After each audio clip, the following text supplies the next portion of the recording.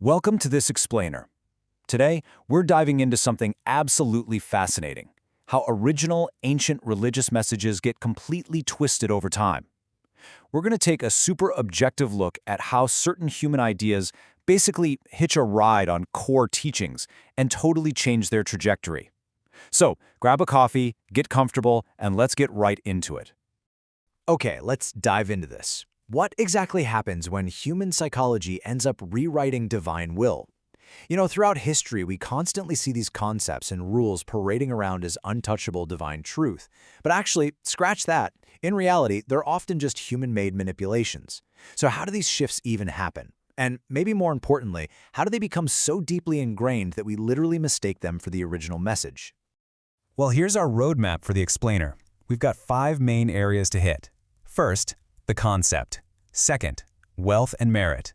Third, power and politics. Fourth, intellect and monopoly. And finally, the psychological twist. Starting us off with Section 1, the concept of divine lies.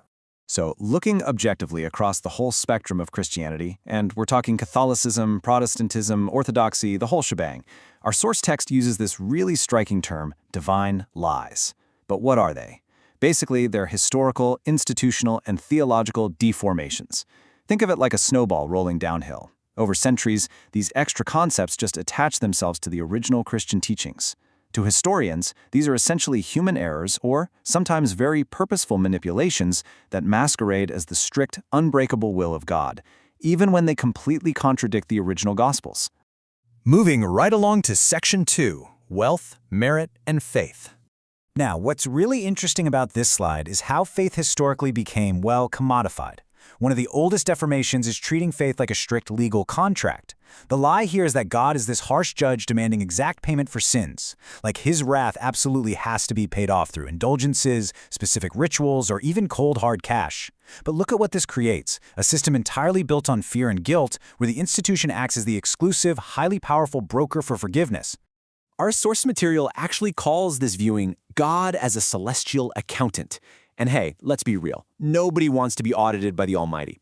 But framing faith as this purely transactional balance sheet of sins and payments, it totally strips away the original concepts of unconditional love and grace. It literally reduces profound, world-changing spiritual teachings to a rigid mathematical transaction. And this transactional mindset didn't just disappear. It evolved. You've probably seen its modern cousin on late-night TV, the prosperity gospel. This is the wild claim that God strictly wants you materially wealthy and perfectly healthy, and if you aren't, well, it simply means your faith is weak.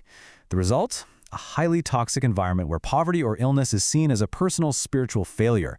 It's immensely popular right now, especially in neo-Pentecostal and charismatic movements across the US, Africa, and Latin America. The church basically transforms from a spiritual center into a motivational business. The irony here is just jarring. I mean, the historical figure of Jesus actually lived in poverty. The original teachings heavily stressed solidarity with the weak, the poor, and the marginalized.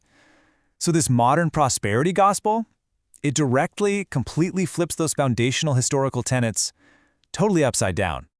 All right, on to Section 3, power and politics. Let's examine another massive historical temptation. This specific deformation claims that a state or nation has a literal divine mission, using political or even military force to enforce what it decides are God's laws. The tragic result here is that the original universal message of loving your enemies gets completely hijacked. It's replaced by this aggressive, oppressive, us versus them rhetoric, basically framing any political opponent as a literal enemy of God. And this brilliantly illustrates the long historical timeline of the struggle. We're talking from Emperor Constantine making Christianity a state religion, through the brutal Crusades and the Spanish Inquisition of the Middle Ages, right up to modern movements like U.S. Christian nationalism or the Orthodox ideology of Holy Rush. In every single one of these eras, merging state power with faith has inevitably, reliably led to oppression. Let's shift gears to Section 4, intellect and institutional monopoly.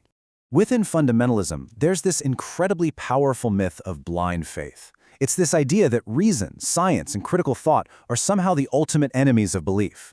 It forces ancient texts to be read as literal, modern scientific and historical manuals. And what does that do? It breathes a genuine, unnecessary fear of critical thinking among believers. This inevitably leads to absurd conflicts with modern science, like, for example, the outright rejection of evolution. What's truly tragic about this anti-intellectualism is how it completely erases Christianity's massive, rich intellectual heritage. I mean, it totally ignores brilliant historical thinkers like Thomas Aquinas.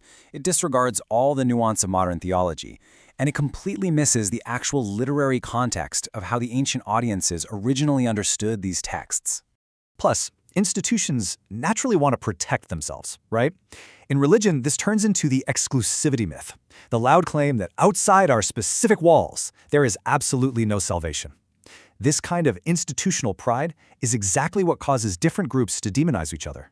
Just think of the historical violence between Catholics and Protestants. It operates on this totally flawed belief that the divine is somehow contractually bound to one specific human-run organization. Let's move to and see how this builds into our final area, Section 5, the psychological twist. So what is the unifying root of all these deformations? Our source offers this incredibly profound realization. These divine lies, whether we're talking about commodifying faith, merging it with political power, or demanding blind obedience, they weren't necessarily born out of some mustache-twirling evil intent by their founders. Honestly, they stem from basic, universal human psychology. It's our inherent desire for control, our deep need for power, our craving for safety, and our endless, restless search for perfectly simple answers to the incredibly complex questions of human existence. Which brings us to this final, provocative thought.